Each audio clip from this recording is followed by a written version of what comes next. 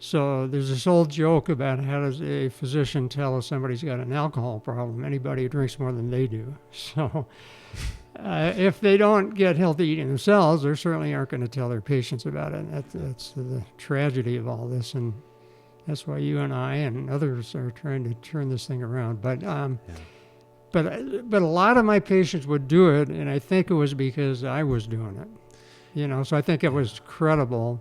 I'm not saying they all did, but I think they all at least went part of the way towards plant-based.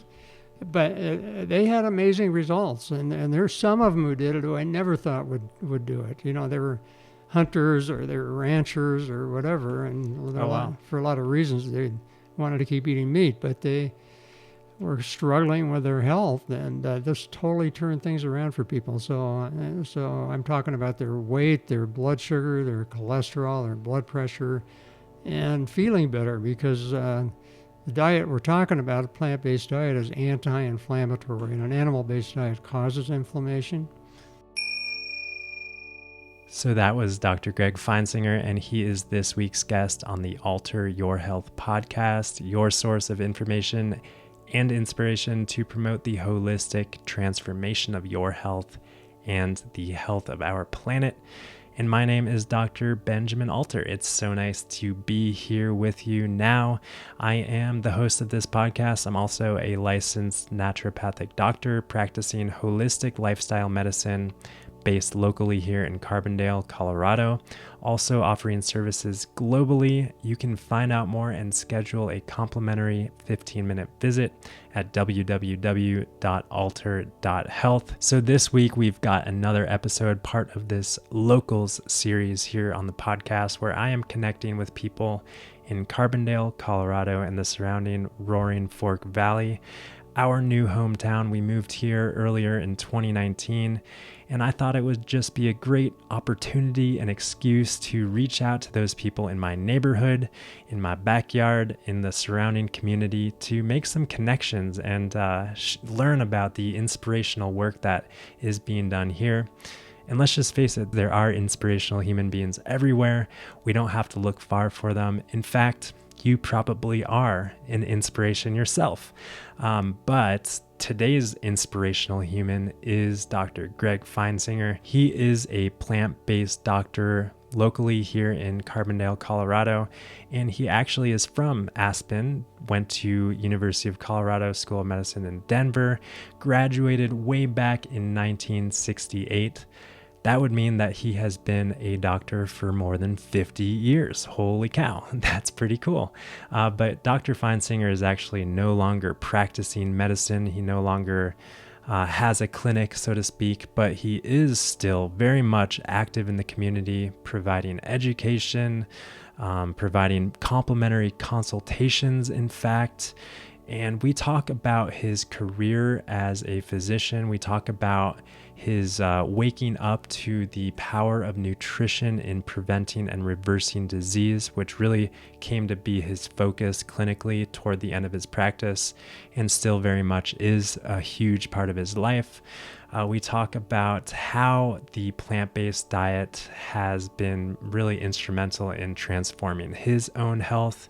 And as you heard, it's really important for doctors, for physicians to really get a handle of this in order to really make an impact amongst clients and patients and people. So after retirement, another amazing thing that Dr. Feinsinger has been doing, he started a nonprofit called the Prevention and Treatment of Disease Through Nutrition, and he's been raising money to actually, he made an endowment to the University of Colorado School of Medicine in Denver, where he went to medical school, and now that medical school is actually offering nutrition education, thanks to Dr. Feinsinger. Super, super cool. We need more of that happening for sure in our world.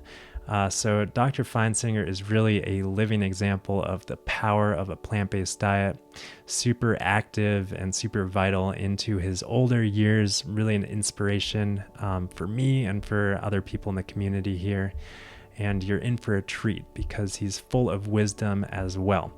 And after retirement, he also wrote a book. He wrote a book called Enjoy Optimal Health.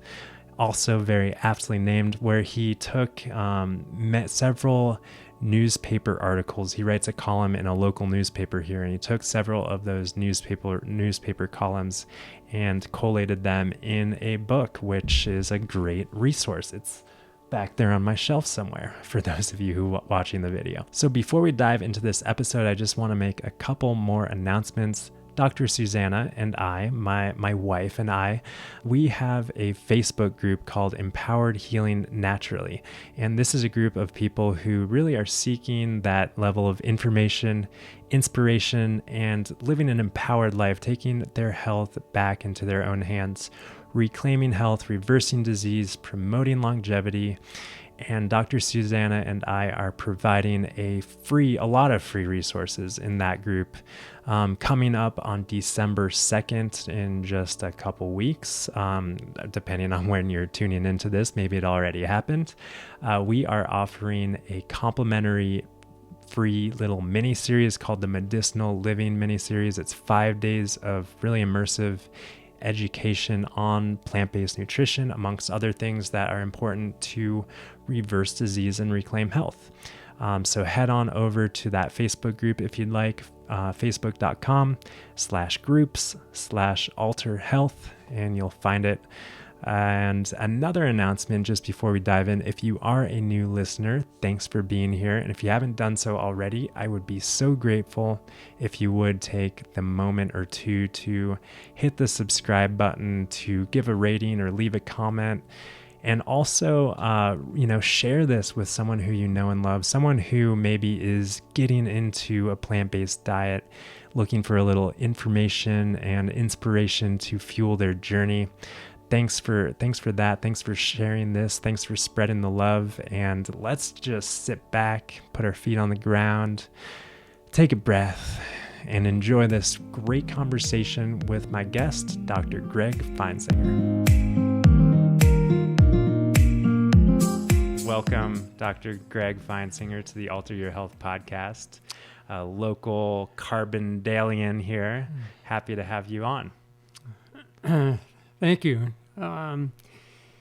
So I was a family physician at Glenwood Medical Associates for 42 years, starting in 1973. And in family practice, we sort of see people cradle to grave, so to speak, and that means that we, at least when I first started, and for several years, we delivered babies, covered the emergency room, took care of people in nursing homes, and saw everybody in between. And I've always been interested in prevention, as family physicians should be, because we see people over their lifespans, and after a couple of years of practice, we start seeing people, especially middle-aged people and older, who have chronic diseases that are totally preventable.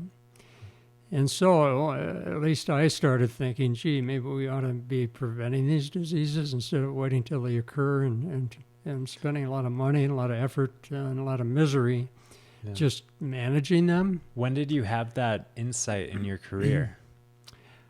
Well, I think right off the bat. Right off the bat. Really, yeah.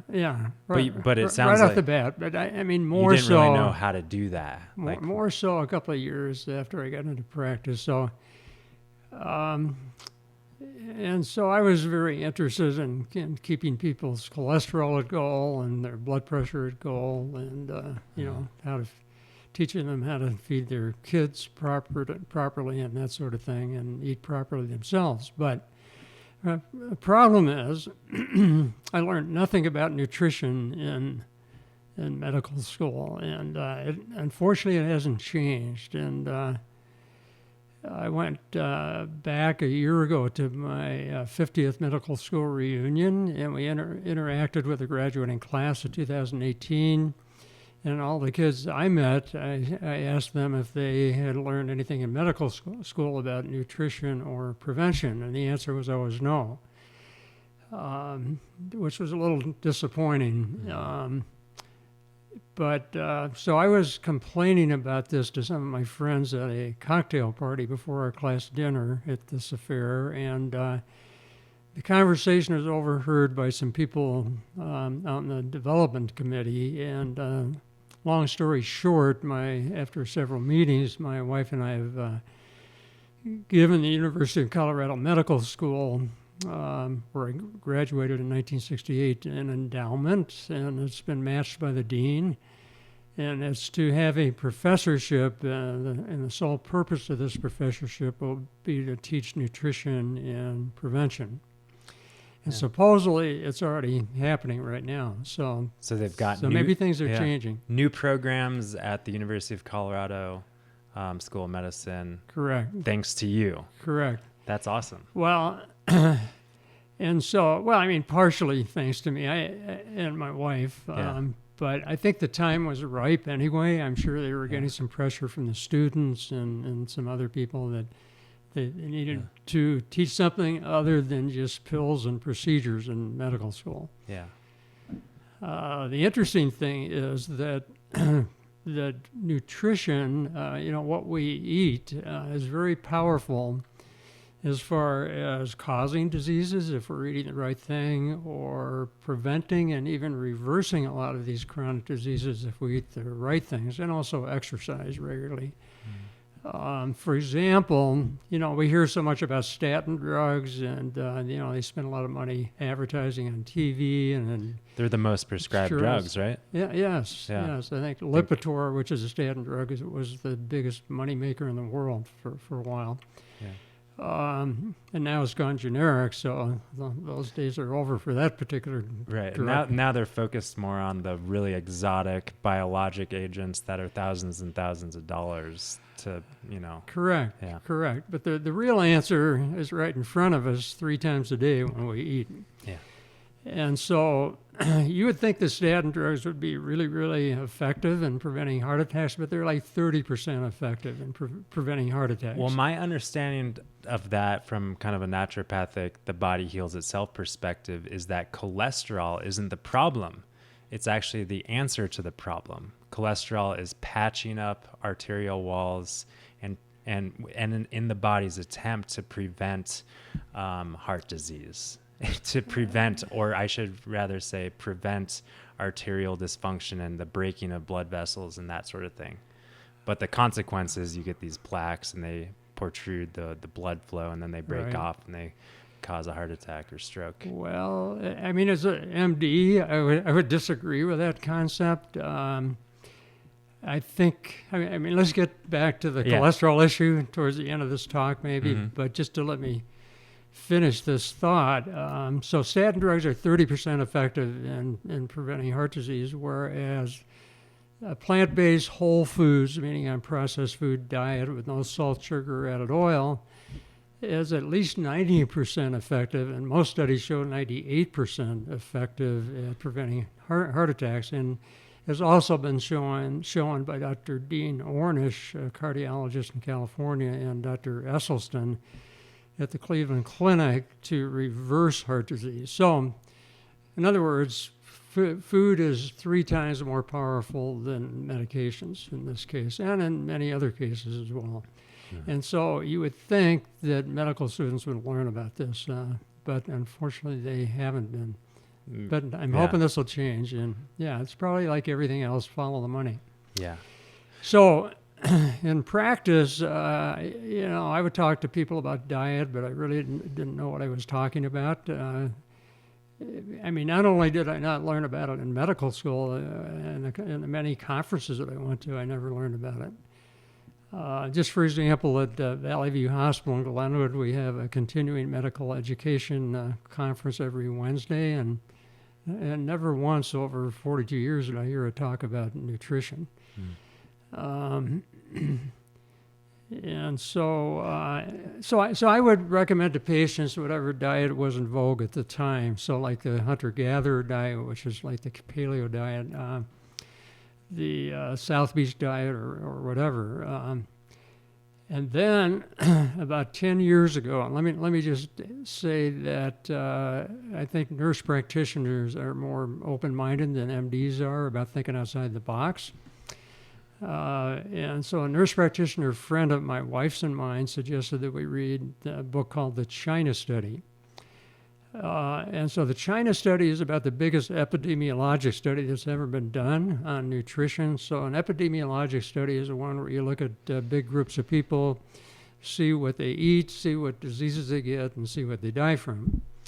And so in China, a few decades ago, they found that the people who were too poor to be able to afford to eat animal protein, so animal protein was the culprit. They did not have all these chronic diseases that people on a Western diet get. So we're talking about obesity, high blood pressure, high cholesterol, diabetes, cardiovascular disease, which refers to heart attacks and strokes, dementia, including Alzheimer's, inflammatory diseases like rheumatoid arthritis, autoimmune diseases like MS, for example, and many kinds of cancer, especially cancer of the breast, colon, and prostate. And so by the time my wife and I finished this book, the China study, we were totally convinced. And even though I think we were eating fairly healthy compared to most Americans, but nothing like the way we eat now. And I've always been physically active, but it did wonders for me when I went on this diet, and then I started telling my patients about it. So can I just explain what it did for me? Yes, please. So 10 years ago, you made kind of a pretty, it sounds like a pretty dramatic switch into the whole food plant-based lifestyle. Yeah, that's correct. And lucky for me, my wife is a very good cook, and so I never suffered a bit. I never had any withdrawal symptoms or from going off fat, salt, and sugar or whatever. So I never thought I was overweight. But in retrospect, I was. And I've got a genetic history of heart disease on my father's side of the family. And some history probably of diabetes and pre-diabetes, although I think that was underdiagnosed back then and still is, by the way. But and then I had what's called a coronary calcium score when I turned 60. You could go to Denver and they would do one for free for physicians.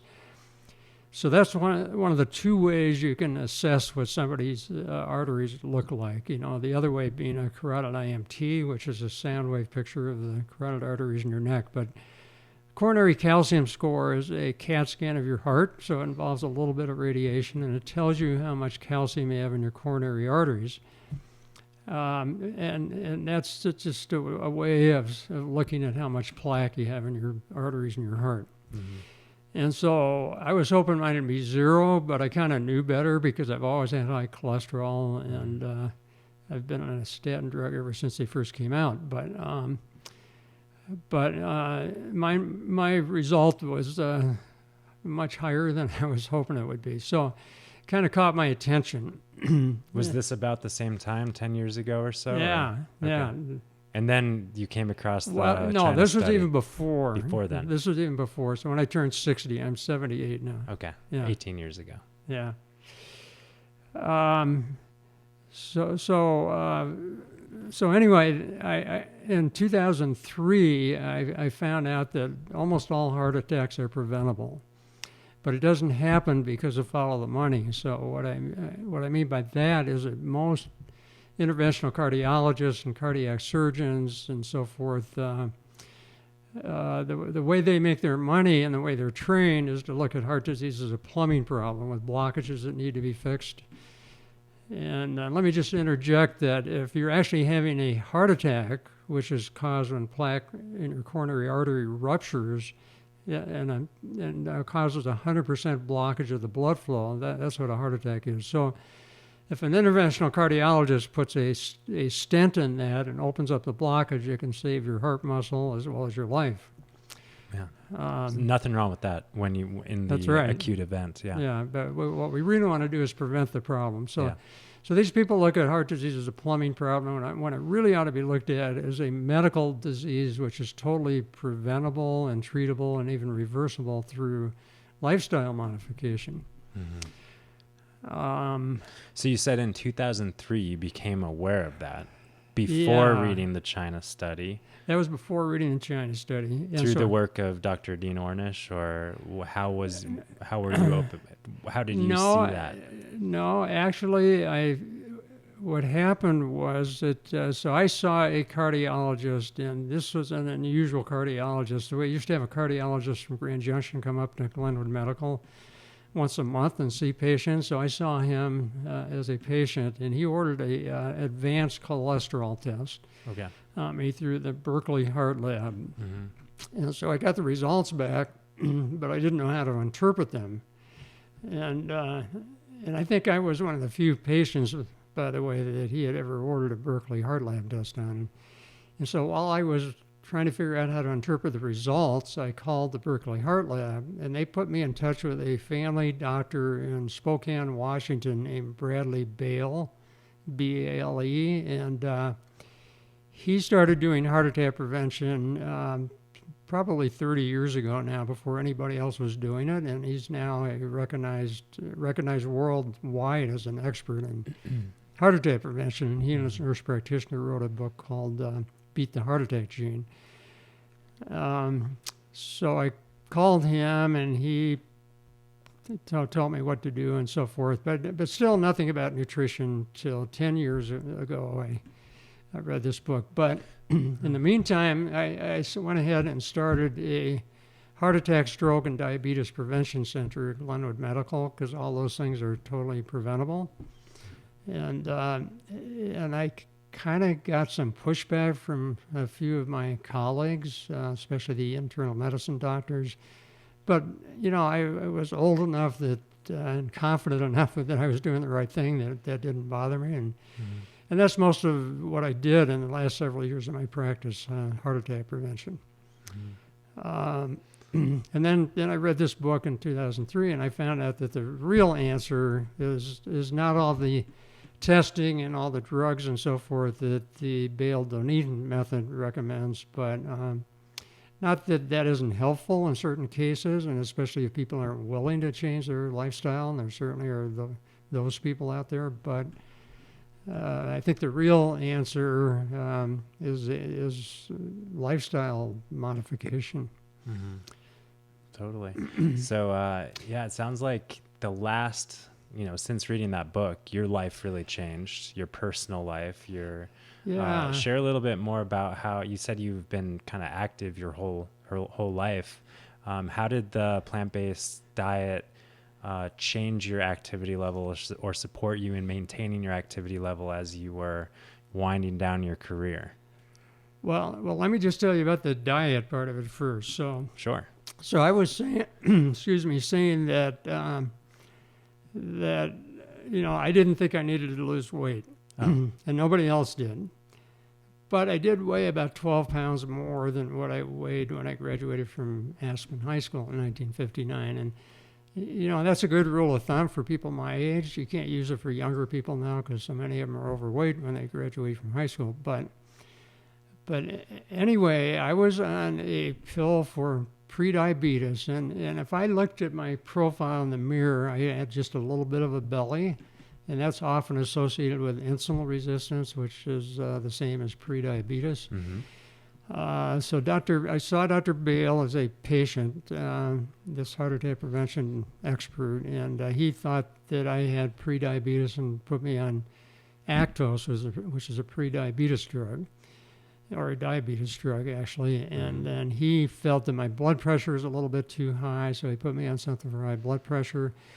In order to keep my cholesterol at goal, I had to be on the strongest dose there is of Crestor, which is also the strongest statin drug there is.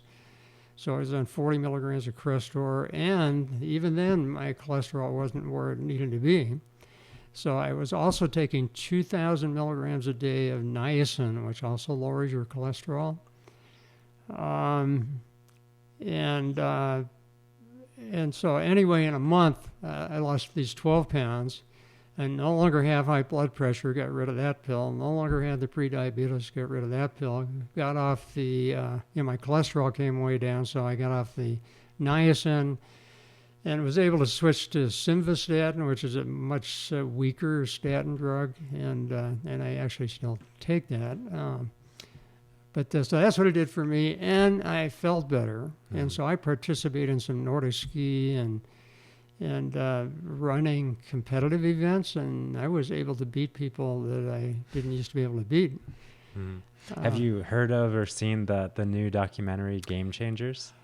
At the International Plantrition Project conference I just went to on plant-based nutrition in Oakland, there was a lot of buzz about that. Yeah. And we're going to show it here in Carbondale the fourth Monday of the month at our plant-based potluck that we have the fourth Monday of every month. So. Oh, excellent. Yeah, I saw it when the opening night in Boulder, we happened to be in Boulder that night, and it was, I thought it was excellent. Yeah.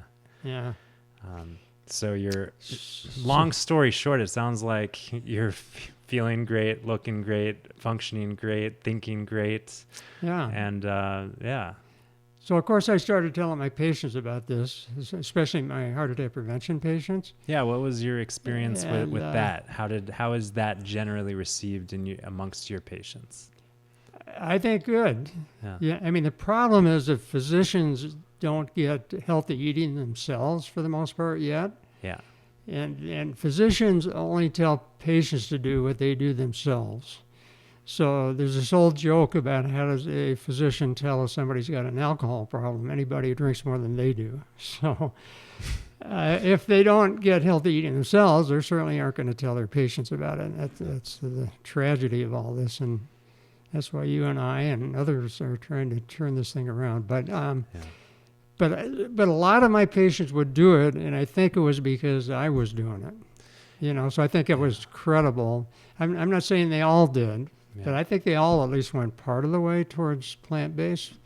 But they had amazing results. And there's some of them who did it who I never thought would do it. They were hunters or they were ranchers or whatever. And for a lot of reasons, they wanted to keep eating meat. But they were struggling with their health. And this totally turned things around for people. So I'm talking about their weight, their blood sugar, their cholesterol, their blood pressure, and feeling better, because the diet we're talking about, a plant-based diet, is anti-inflammatory, and an animal-based diet causes inflammation.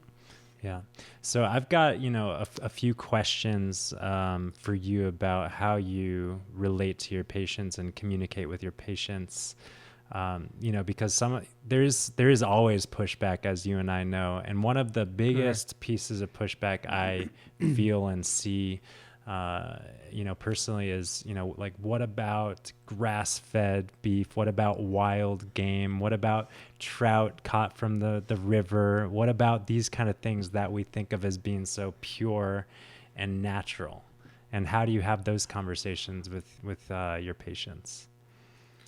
Well, remember in the China study, it was animal protein that was the problem. And there are lots of other studies that confirm that it's animal protein that's related to so many problems, obesity and chronic kidney disease, which can lead to even renal kidney transplants and dialysis and so forth. I mean, eating meat is linked to all these chronic diseases that I mentioned a little bit ago. Now, I tell people that if they're going to eat meat, it's certainly the better to eat wild game than anything else.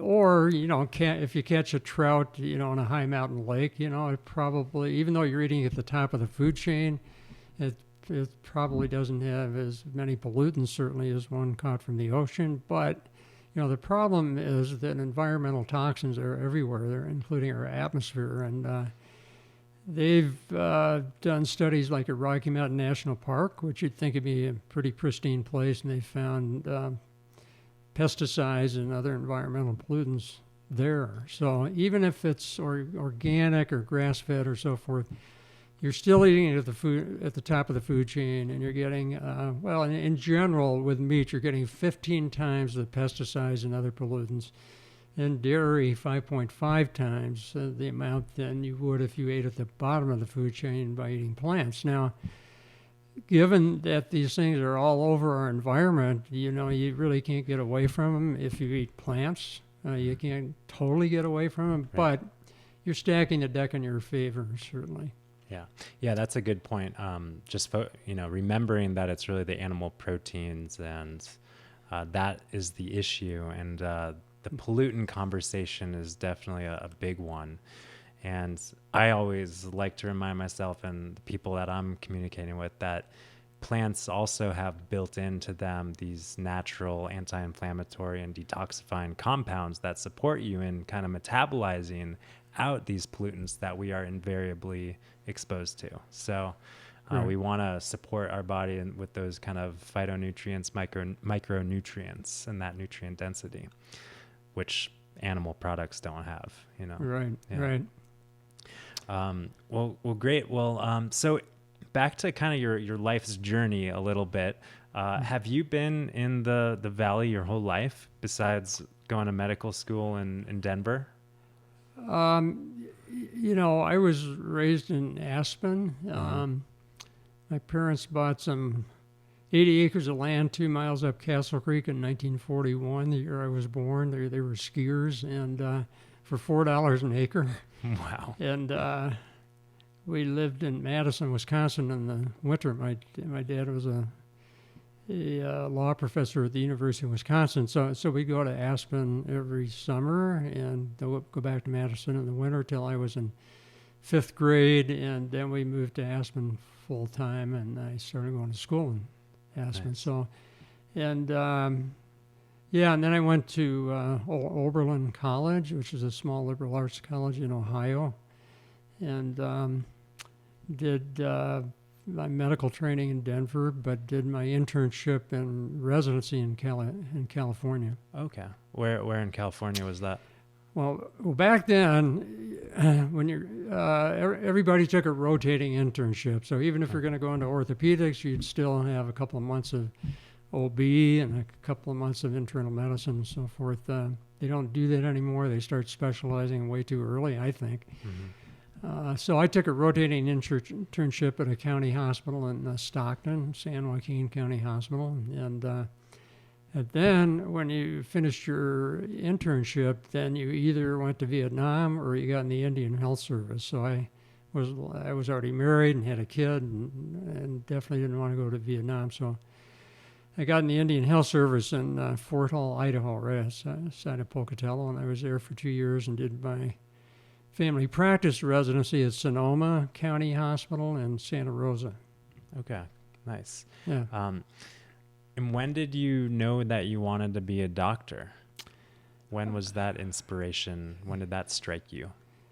You know, when I was pretty young, my father was a law professor, and he also became a labor mediator, but he told me, and my mother did as well, you know, the most important thing you can do in your life, or the most fulfilling thing you can do, is to help other people. And that if you go into medicine, then for sure you'll be able to do that. And if you go into law, maybe you will, maybe you won't, or lots of other professions. So they always encouraged me to go into medicine. And my role models were the couple of family doctors that lived back then. They were GPs who lived in Aspen and treated our family. So I always wanted to go into family medicine, mm-hmm. primary care. Mm-hmm. And, you know, in your early career, before you really were exposed to the power of food and lifestyle, what was your relationship with your career? Were you feeling a little jaded, like you weren't really able to help people the way you thought? Or were you pretty happy with how you were able to support your patients? Well, I mean, I was under the impression that what they taught me in medical school was true, that if a person has a problem, here's a pill for it, or they have another problem, here's another pill for that. So you thought, hey, I'm and so doing I didn't a know good anything, job here. I really didn't know anything different. Yeah, and that's, you know, from my perspective, being kind of on a different side of medicine, you know, there's a lot of talk about like, oh, you know, those conventional docs are just killing people. But it's a really good, I mean, obviously you went into medicine because you wanted to do good.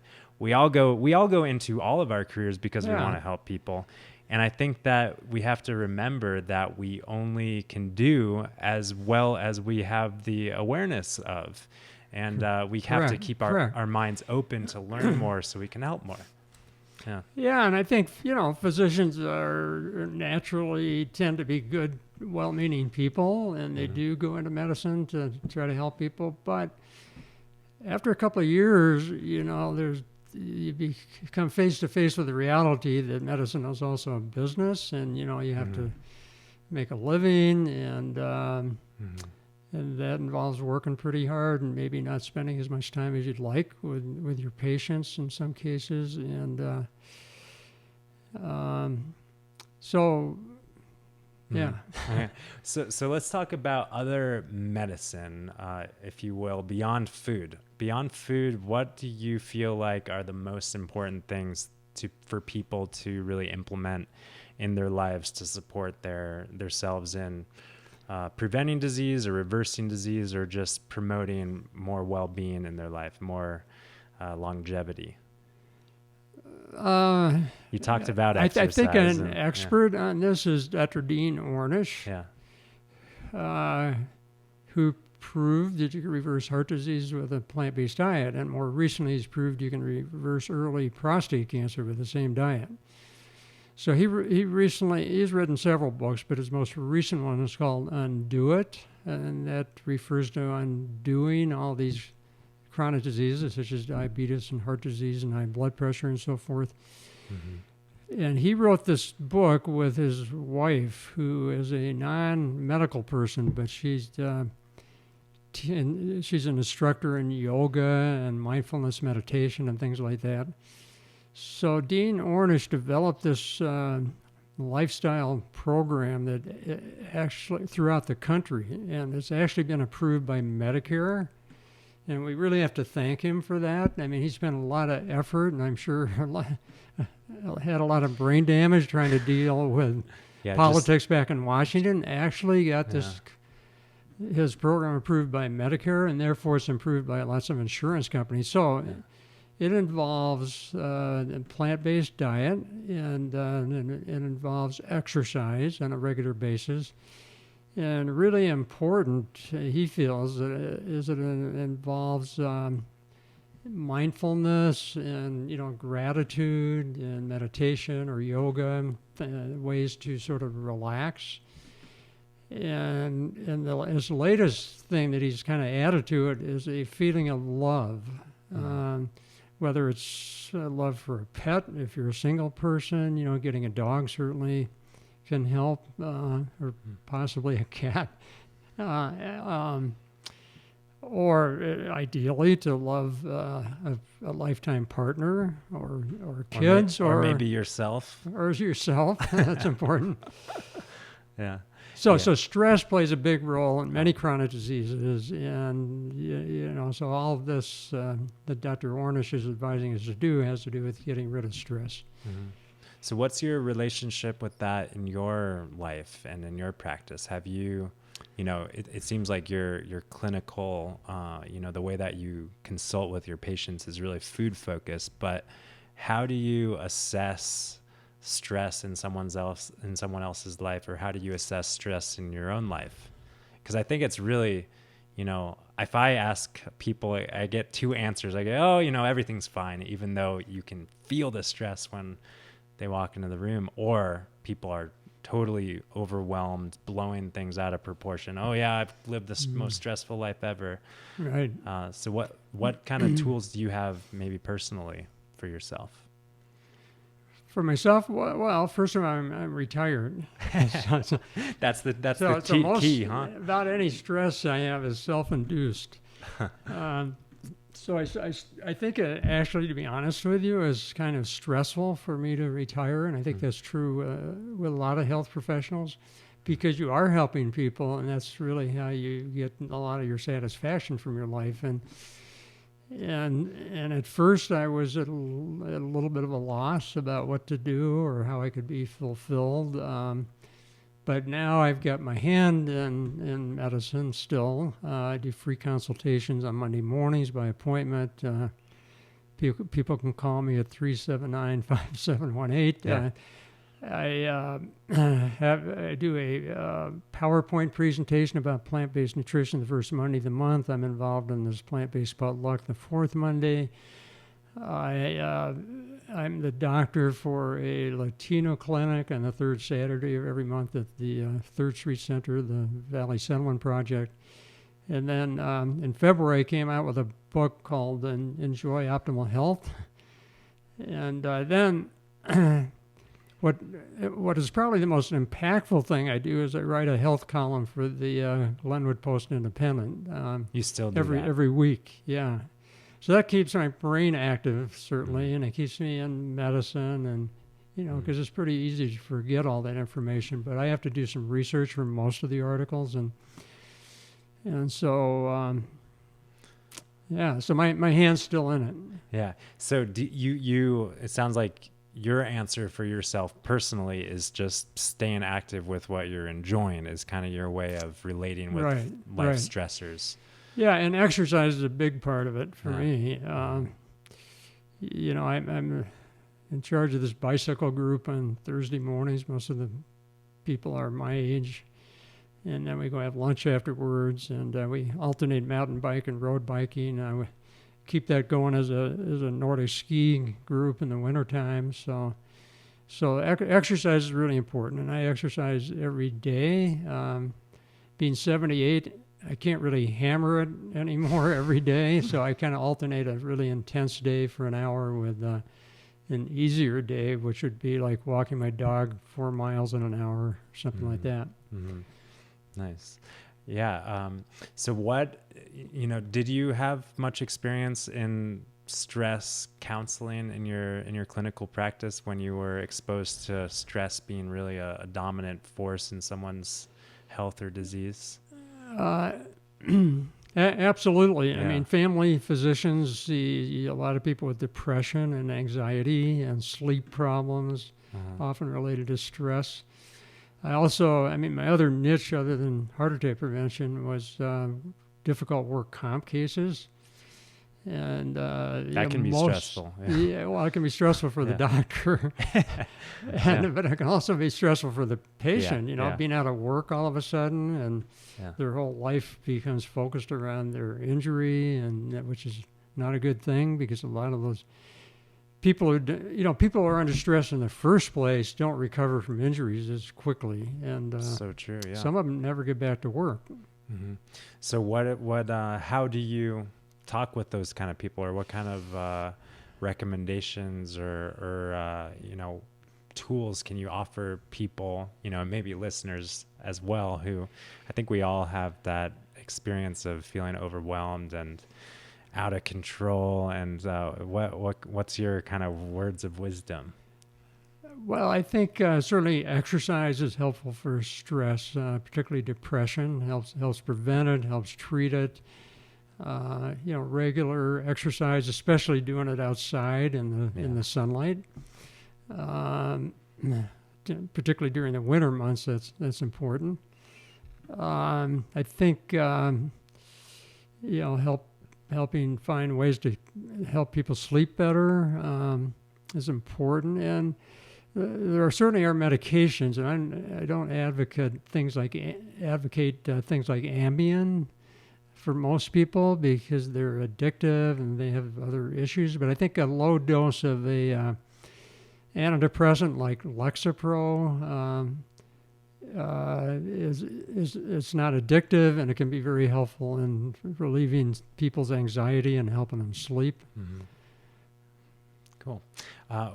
Something that just popped in my mind. I know that you put this book together by, bringing together all of those columns that you've written over the years. And I know, we talked about how 10 years ago, the China study, that totally kind of shifted your focus on, in terms of where you're coming from, supporting people in their health. So what were the articles really focused on before then? Like what were your columns focused on before you had this insight into the power of nutrition?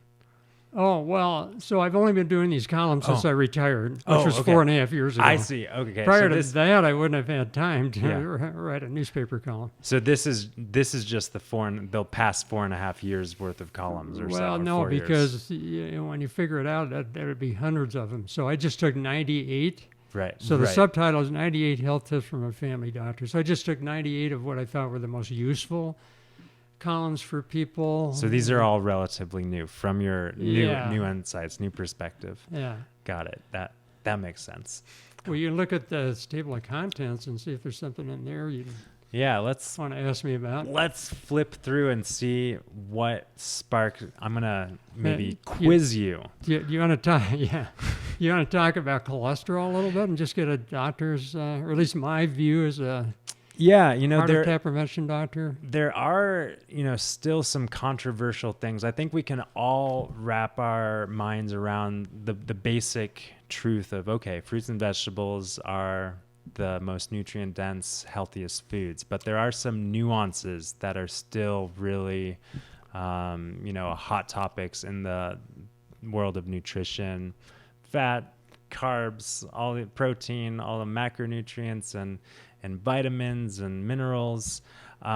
So what do you think, from your kind of bird's eye view, what do you think is the most confusing or poorly understood topic in the world of nutrition today based on what we... Probably that we need an animal protein in order to be healthy.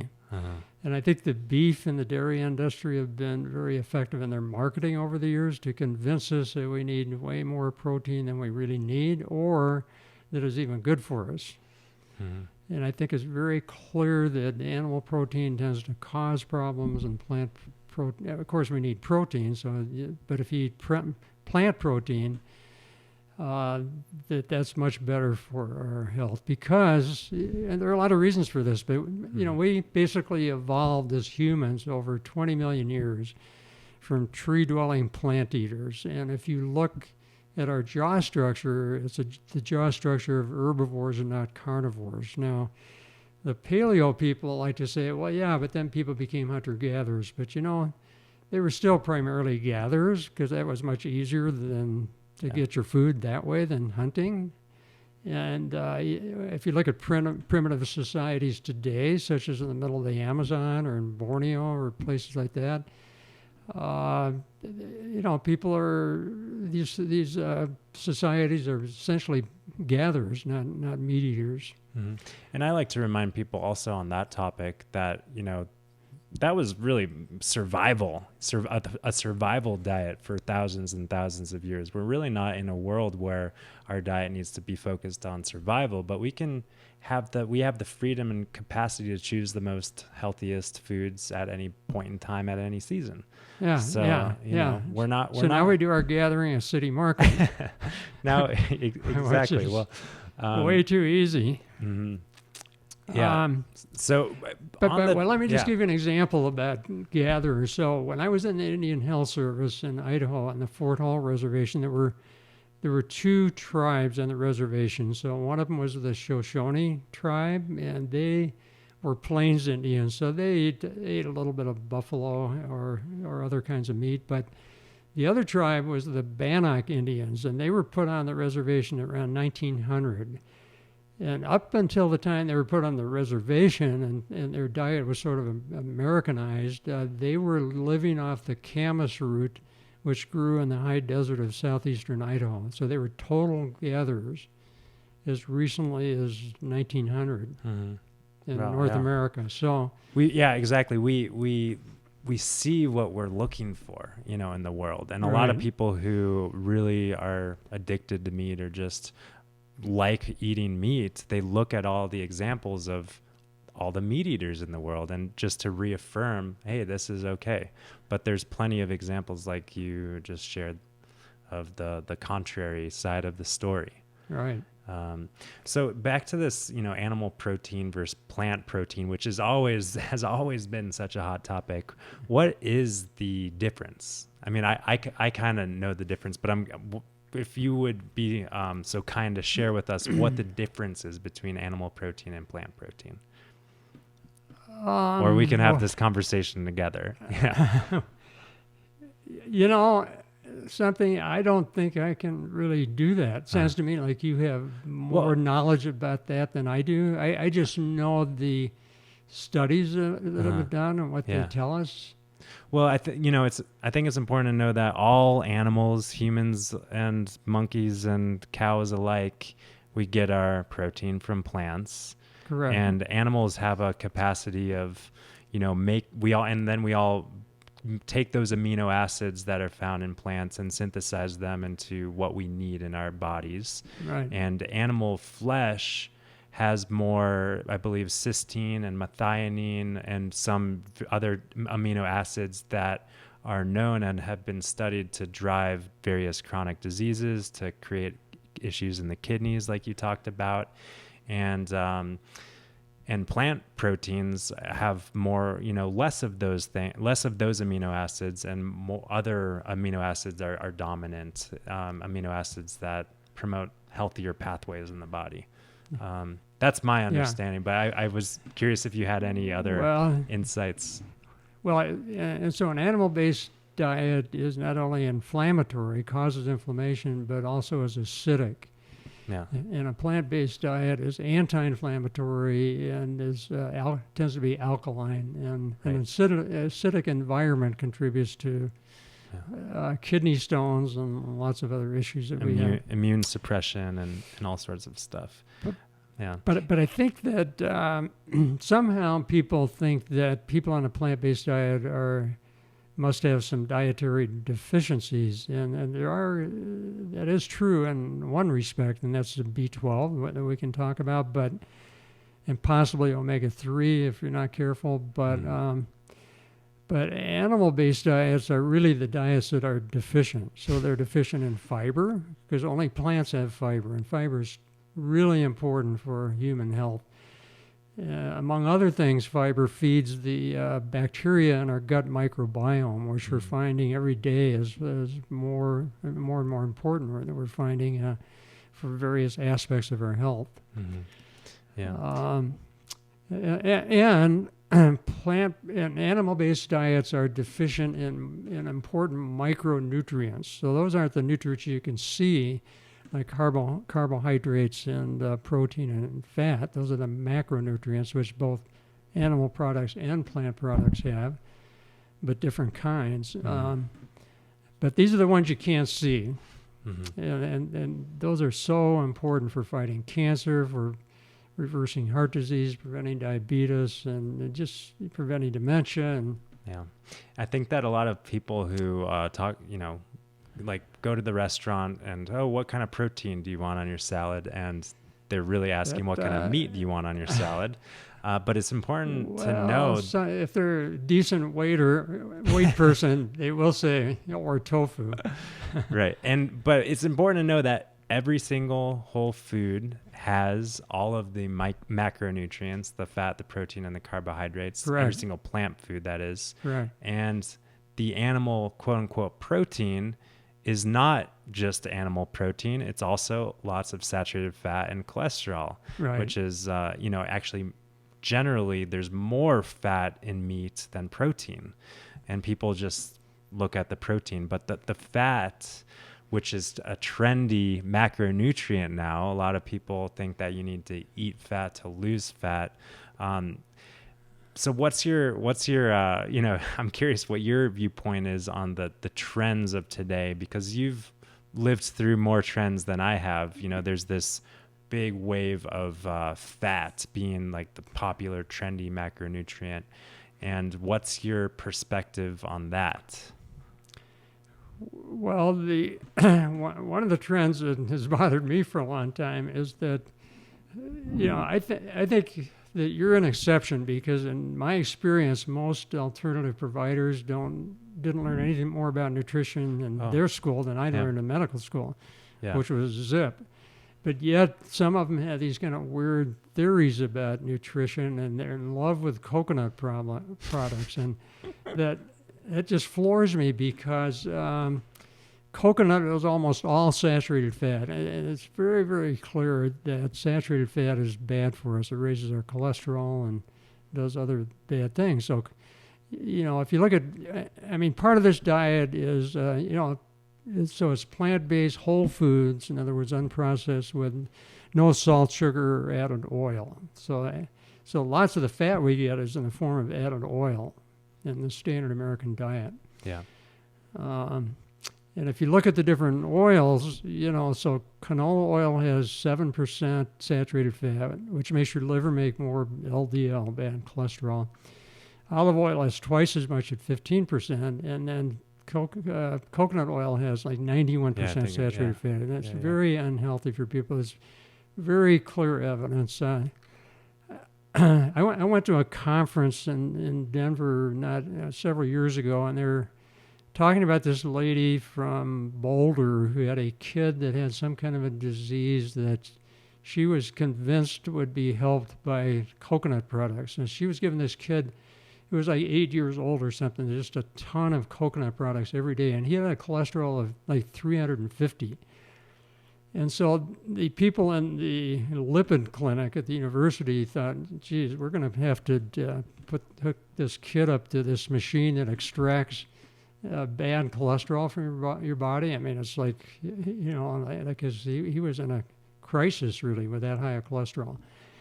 And then somebody said, well, maybe we should see how he does without coconut products. And within a couple of weeks, his LDL bad cholesterol came down to normal. Yeah, and so, it doesn't sound like rocket science to me. Right. It seems pretty basic. More fat in, more fat in the blood, right. more fat in the liver.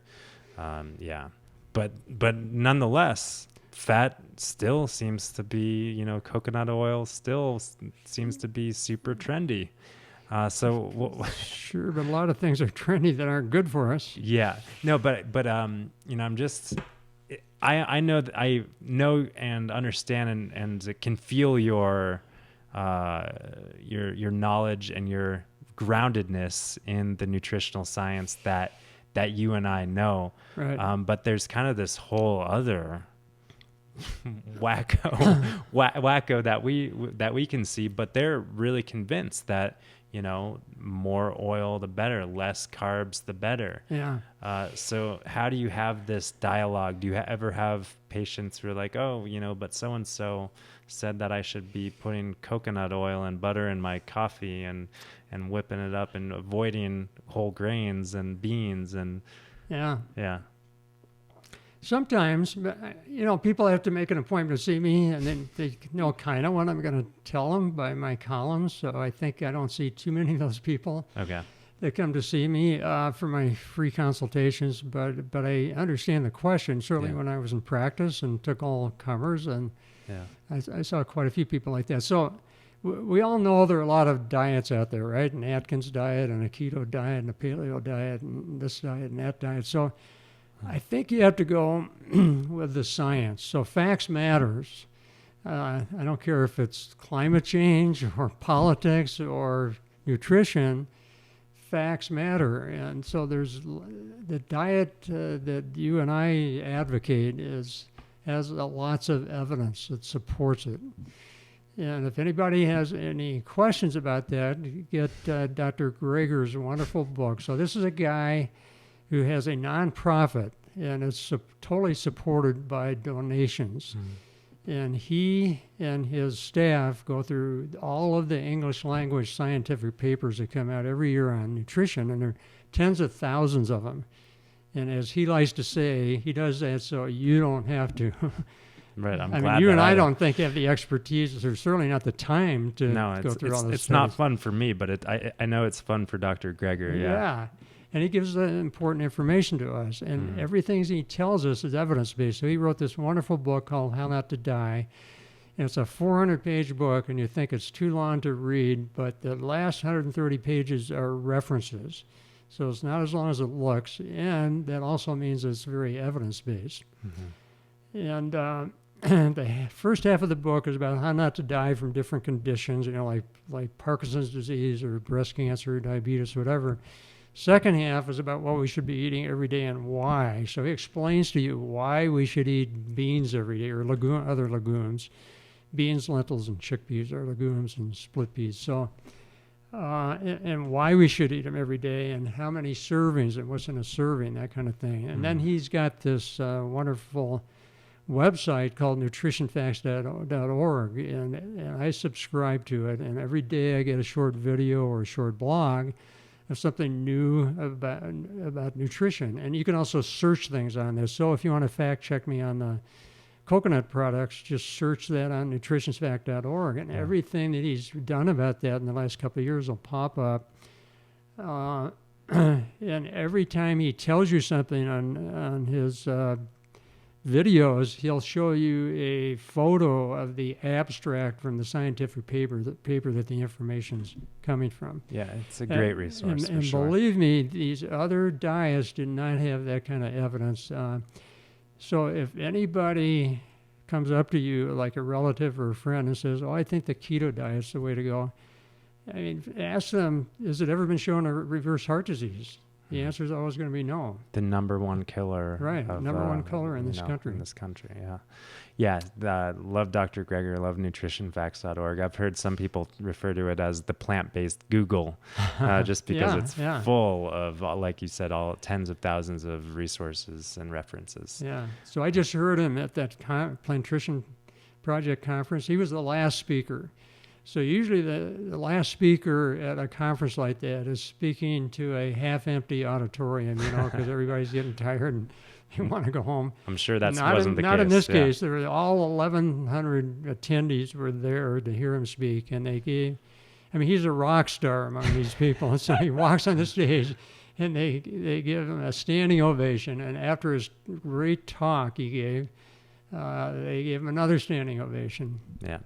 Excellent. Yeah, I really respect and acknowledge all of the people who have done the legwork, because I'm kind of just emerging, so to speak, in the last few years into this, and I'm walking on the shoulders of the giants, and I consider you, in this valley at least, you have very much paved the way and opened so many people's minds to the power of nutrition clinically, and so thank you. Thank you. Yeah. There are a couple of other docs. There's Lori Marbus was one in Rifle, and she was a family doc in Rifle, and she was really into plant-based nutrition, and she's taken this to a whole other level. So she does some work with Dr. Furman, and also was very involved in this nutrition conference that I just went to, and it was actually on a panel as well. And then there's Kim Scheuer in Aspen, and then there's Pam McGrogan, who's at Grand River and Rifle, and she's boarded in family medicine and also lifestyle medicine, which is a new specialty. Mm-hmm.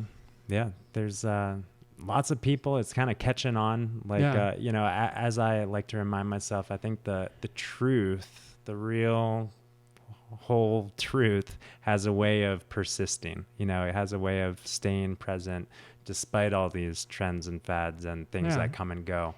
And I think that the truth is getting trendy. Finally, it seems to be. I mean, the thing is, any diet's going to help you lose weight initially. Yeah. But is it a healthy diet that you can stick with the rest of your life? Yeah. Not? And it was reminded to me, I had a guest on the podcast a while back. He said, you can lose weight when you're smoking meth or coke or crack cocaine. That's a really good weight loss strategy. Does that mean that it's good for you? These kind of extreme things, it's just an example of, a lot of people are focused on their weight, but weight maintenance and management and release is just a byproduct of health.